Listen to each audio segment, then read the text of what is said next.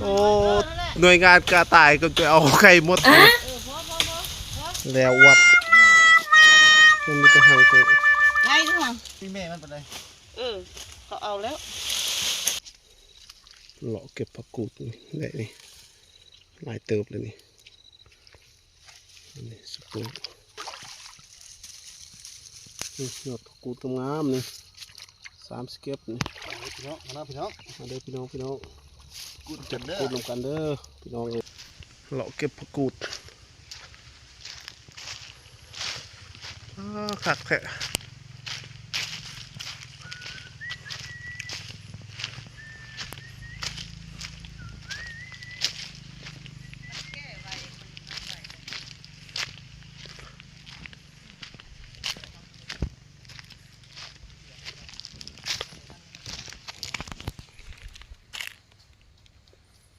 ทีมงานหาอยู่หากินงามขนาดดอกขมา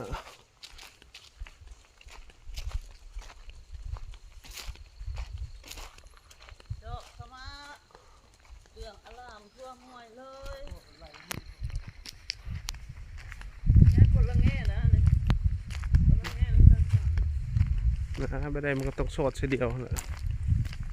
หน่อไม้เด็กว่าได้หน่อได้ผักเน่ากับ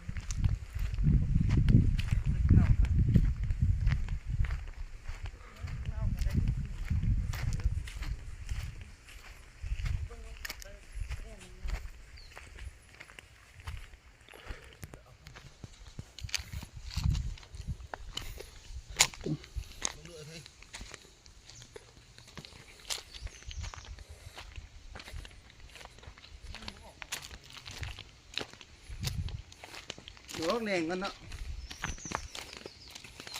มันแย่ไข่หมดสมแล้วนี่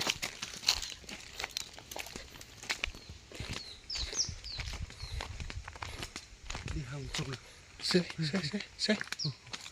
โอ้สิเอาได้บ่มันมีฟ้ามันมีฟ้าส่งห้างเลยบ่เอาผ้าไหมจ๊ะ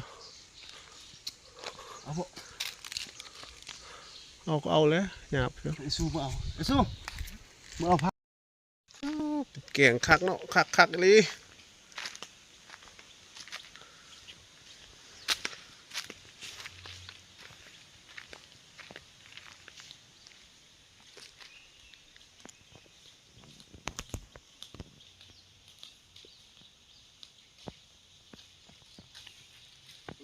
ไก่บ่ห่วยไก่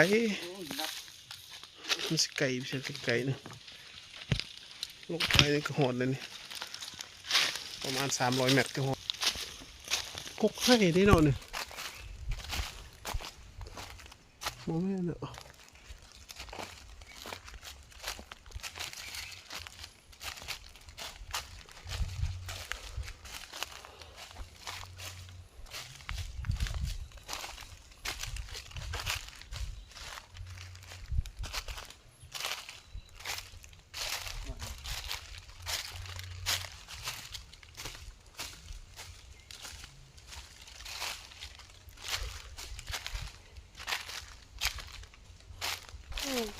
โซขนาด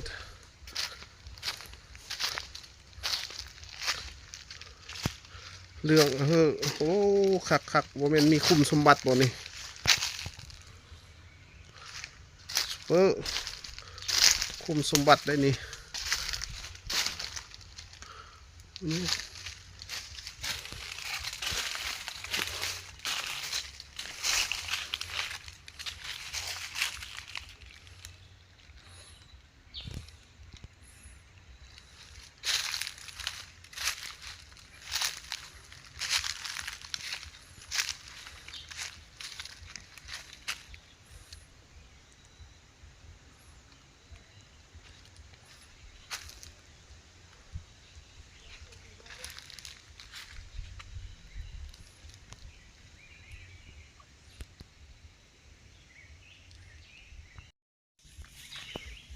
ทีมงานหาอยู่หากินเลาะไปเลาะมาบ่ได้มีดิฉัน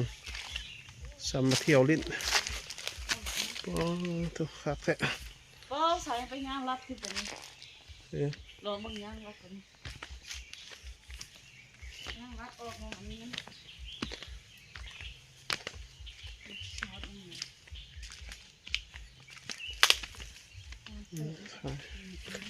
ขายสระคดีมันกินหมากเลย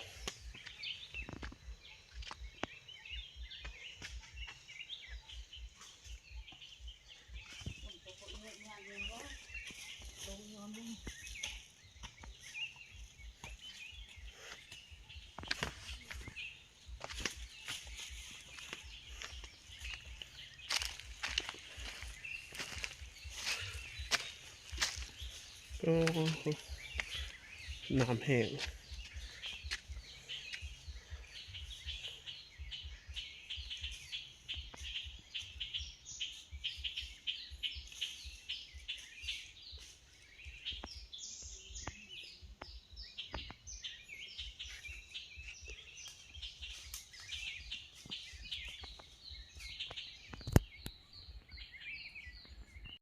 เขินดอกปริศาสอันนี้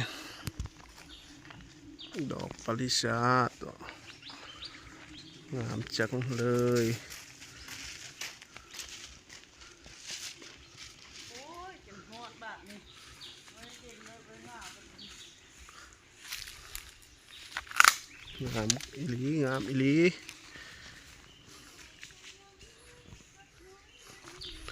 น้อยนะตัวบ้านดังหน้า โอ้หน่วยงานกระต่ายก็จะเอาไข่มดนี่หันไปเอาแล้วแม่ชูค่ะมันมีหั่งมาได้ดิตัวนี้ยาวเขา เอาเลย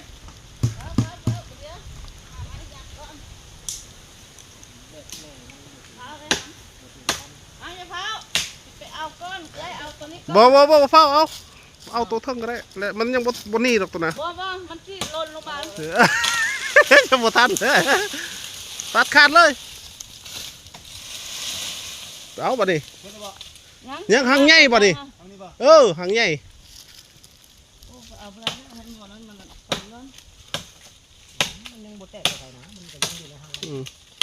คักเลย ให้แบ่งมันออกไปก่อน พี่ลึก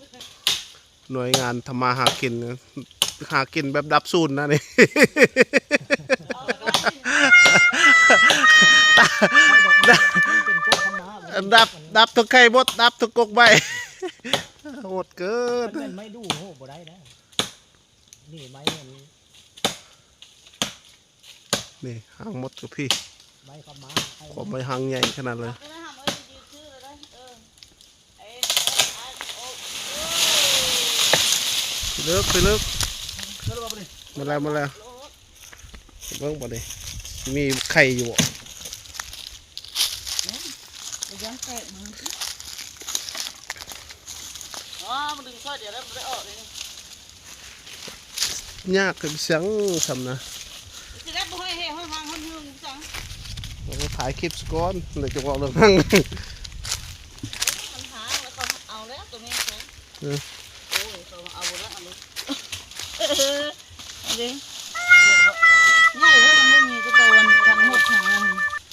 แล้ววับยังมีตัวหางตัว ง่ายด้วยง่ายคือเรานี่ แล้ววับ พ่อเลยมีแม่ครับ เอาแล้วไปหางเนี่ยตรงนี้ตัดที่ได้ก็เป็นหางน้อยๆอยู่ที่แหละ แล้ววับ ส่งหน้าได้บักออกมา อันนี้คือใช้ไปเห็นหาง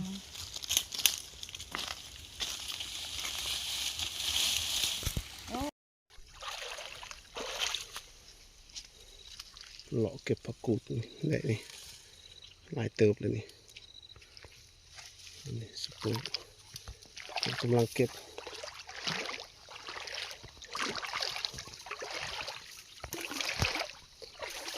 สปูนี่หยอดผักกูดงามๆนี่3 เก็บนี่ พี่น้องมาพี่น้อง มาเด้อพี่น้องกูจัดเด้อ พูดลงกันเด้อพี่น้องเอ้ยติดตามในช่อง YouTube นี่ อยู่หากินแบบที่ชาวบ้าน หาอยู่หากินแบบธรรมศาสตร์